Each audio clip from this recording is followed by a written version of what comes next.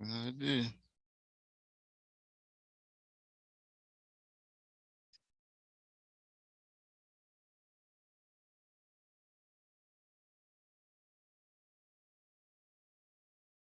Bear with me, folks. A little technical difficulty, but there we go. I got it. And so,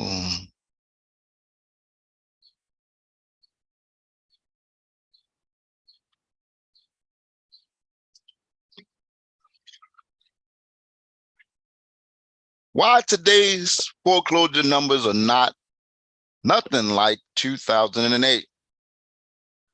A recession doesn't equal a housing crisis. This is what we're going to talk about this evening on Hump Day Real Estate with Kendall and the DMV. Welcome back, folks. I thank you so much for taking the time out to come and check out me once again. Another Hump Day, getting over the hump. And today, I'm not going to hold you long, but I want to jump into why today's foreclosures numbers are nothing like 2008. So you're likely seen headlines about the number of foreclosures climbing in today's housing market. That may leave you with a few questions, especially if you're thinking about buying a house. Understanding what they really mean is a mission critical if you want to know the truth about what's happening today. So we're gonna dive into this this little information that I have in regards to that. According to a recent report from Adam, a property data provider, foreclosure filings are up 6% compared to the previous quarter and 22% since 1 year ago. As media headlines call attention to increase, reporting on just the attention, reporting on just the number could actually generate worry and may even make you think twice about buying a home for fear that prices could crash. The reality is, while increasing, the data shows foreclosure crisis is not where the market is headed. Well, I've a couple other times we talked about this before. I mean, folks have more equity these days. People are still out trying to buy homes. So when you look at that, it's pretty hard depending on what market you're in for the foreclosures to overwhelm the market and then cause the market crash. So gotta really use this information and understand exactly what's going on. It isn't the dramatic increase headlines would have you would have you believe. In recent years, the number of foreclosures has been down to record lows. That's because in 2020 and 2021, the forbearance program and other relief options for the homeowners helped millions of homeowners stay in their homes, allowing them to get back on their feet during a very challenging period. And with home values rising at the same time, many homeowners who may have found themselves facing foreclosure under other circumstances were able to leverage their equity and sell their houses rather than face foreclosure.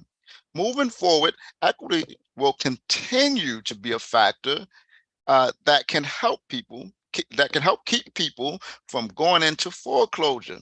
So I talked about this a whole lot.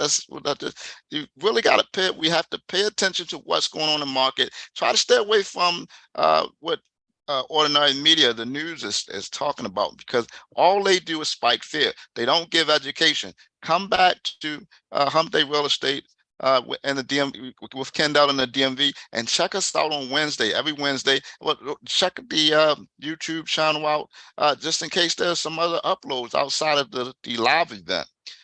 We're always going to update you with the valid information that you need to guide you through the real estate market. So at the government's moratorium as the government moratorium came to an end, there was an expected rise in foreclosures. But just because foreclosures are up doesn't mean the housing market is in trouble. And this information comes from Clara Chapasso, executive news editor at Realtor.com. She says there's no reason to panic, at least not yet. Foreclosure filings began ticking up after the federal foreclosure moratorium ended.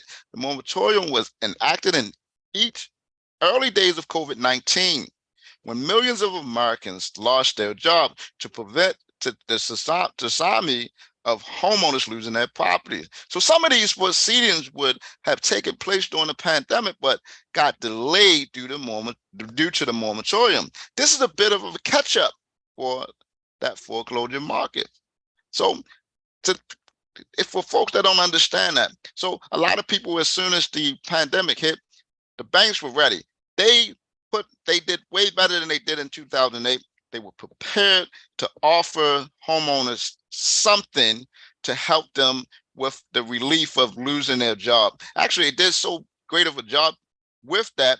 All the people who foresee or foresaw thinking about losing their jobs, they all said, hey, I'm just going to get a forbearance. Then I'll have to pay my mortgage. And everybody jumped and ran to that.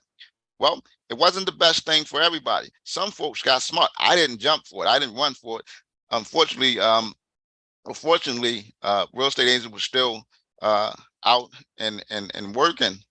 And so I didn't think the market, I didn't let the world tell me that the market is crashing and there's no way I was going to be able to help people get in a home, buy or sell homes. So I didn't jump to go and try to do that forbearance. So through that whole 2020-21, my mortgage was paid on time because I stayed working. I didn't let everything scare me so that I'd stop working and don't go out the house and all of that stuff. And then now you got stuff on the back end. So folks, we gotta use our mind a little better when things happen. We have to understand you want to utilize things when something happens. You don't want to always just jump in, and that's actually what causes housing crisis. It's like the even in 2021, 2020 and 2021, people buying houses out of fear of not being able, and they spending too much money and they're doing all this extra stuff. Slow down, calm down.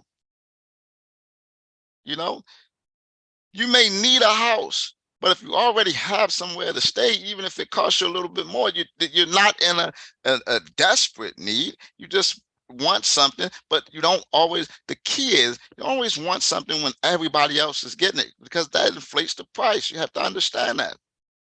So basically, there's not a sudden flood of foreclosures coming. Instead, some of the increase is due to the delayed activity explained above, while more is from economic conditions, as Barbara, CEO Adams, explains here. So this is unfortunate trend can be attributed to a variety of factors, such as rising unemployment rates, foreclosure filings making their way through the pipeline after 2 years of government intervention, and other ongoing economic challenges. However, with many homeowners still having significant home equity that may help in increased levels of foreclosure activities at bay.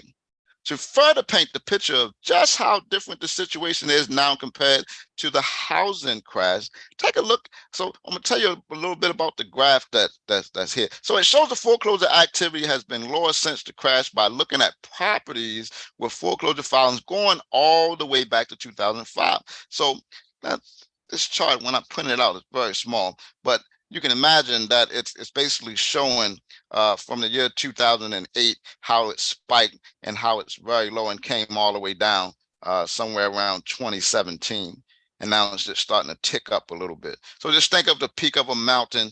That's around 2008, 2009, 2010. And then as it starts to come down 2011, all the way down to 2017, it kind of dipped all the way down to near zero, and then it starts to tick back up again around at the end of 2017, kind of what this chart actually shows.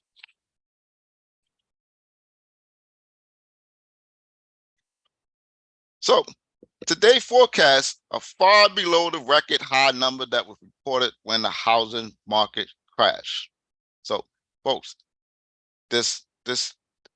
what I say is Get with your local expert and always have a true understanding exactly what's going on in your market, because the national news and all of that stuff, that's not the news for you, because that's something.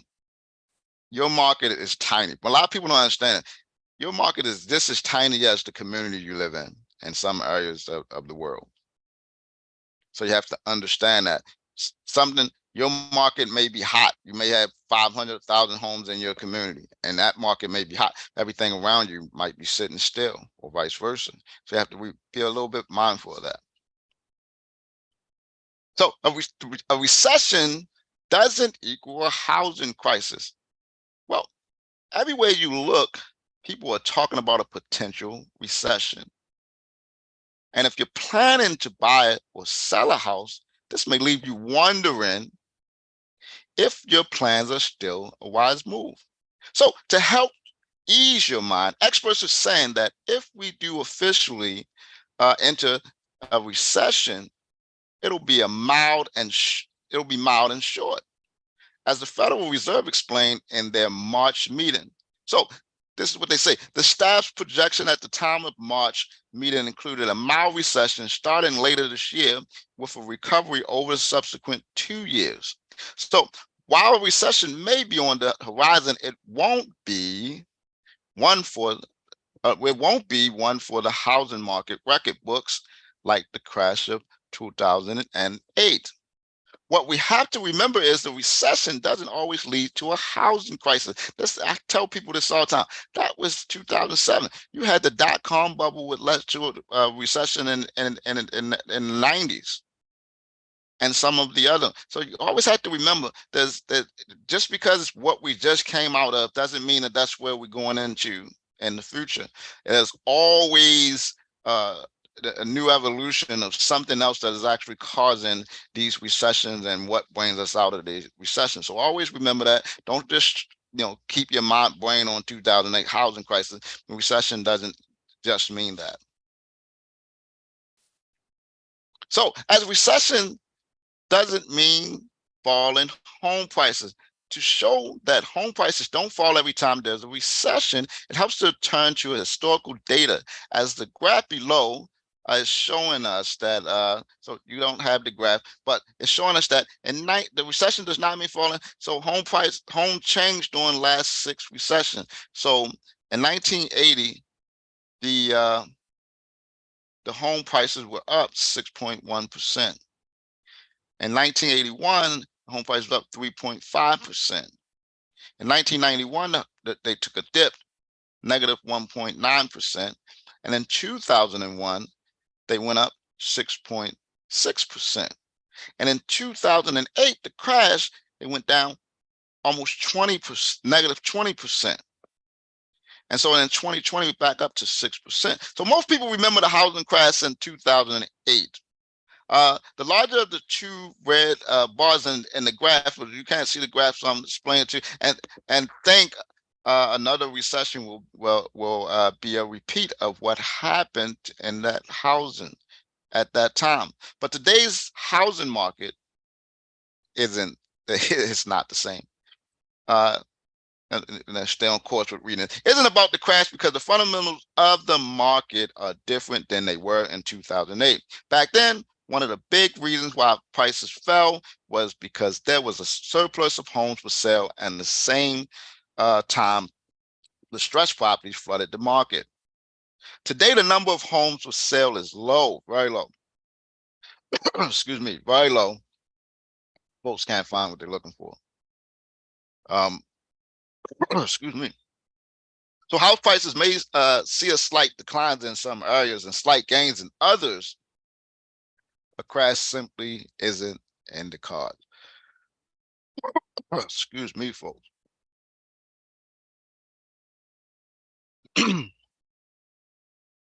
So, what mortgage rates? What a recession really means for the housing market is falling mortgage rates. And that's what happens, folks. A lot of times, well, most of the time, when we end up, the economy ends up in trouble, the housing interest rates come down. Excuse me. The real estate market is a big indicator. It's a very good resource that when it's doing well, it shows that it helps the economy to stay where it needs to. So when the interest rates come down, more people will start to continue to buy houses. But I think the problem that we're going to still have is the low inventory. That's the part that may come in and still be kind of a problem. So recession means fall in mortgage rates. So in 1980, excuse me, rates went down in negative 4.4 and a quarter. 1981, negative 5. 1991, negative 2 and a quarter. And 2001, negative 0.63. 2008, negative 1.13. And then 2020, negative 1. So bank rates explains mortgage rates typically fall during an economic slowdown. During a traditional recession, the Fed will usually lower interest rates. This creates incentive for people to spend money and stimulate the economy. It also typically leads to more affordable mortgage rates, which leads to more opportunity for home buyers. So it's just like I was just mentioning.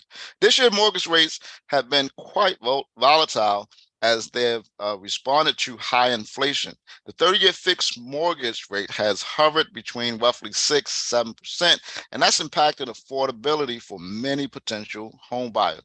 But if there is a recession, history tells us mortgage rates may fall below the threshold, even though the days of 3% might be behind us. So folks, I hope you got a little feel of exactly what's going on in the market and have an understanding if you need to buy or if you need to sell. There may truly be a little bit more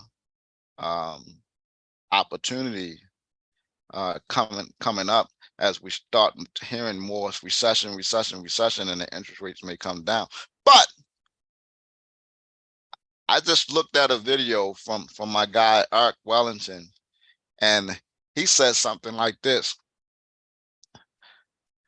marry the house, don't marry the rate, something like that.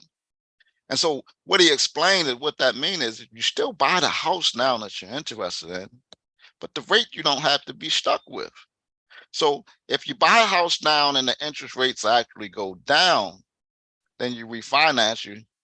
That's why I say you marry the house. You want to be in bed with the house, but the rate, we're gonna buy it because this is what we want or what we need. But later on, we know that if the rates come down, and historically, as it like the note said, interest rates will come down to start offsetting whatever's going on in the economy. And so then you refinance and get that lower rate. Or, as he also mentioned, as the rates climb, you're ahead of the curve, because if you buy now and the rate is 7%, and then next year rate goes to 8, what did you just do? You're ahead of the curve. You end the game. You have to be in the game, folks, if you want to play and win. That's just point blank, right? So get in the game. If you need me, please reach out to me, and please, if you like the video, just click the little like button, right? But please, pay attention to exactly what the information is we're preparing for you. And if you need to sell, it's a good time to sell. If you need to buy, it could be a good time to buy. But you can't play the markets. This is like the stock market. You can't time the market. You're not going to time the market. But what you can do, you can marry the house and date the rate. And that's how you can solve that. So when you're done with dating that 7% interest rate, and there's a 5% interest rate that's out there, now you can cut your ties with the 7 and go start dating the 5, right? And so if you can give me a favor, and if you can share this with some folks that you think might be some interest in them, might help them, make a decision this year, that would be wonderful as well. But I will say, I appreciate you as always. And I said I wasn't going to hold you long tonight. I just wanted to share that information with you. If you have any needs or have any information that you need for me to that you want shared in a video, please put it in the comments. Let's talk about it, and we'll see if we can get it on the show. I want to thank you folks again, and you have a wonderful remainder of the week. Another Hump Day Real Estate with Kendall in the DMV, and I'm signing off. Have a blessed one.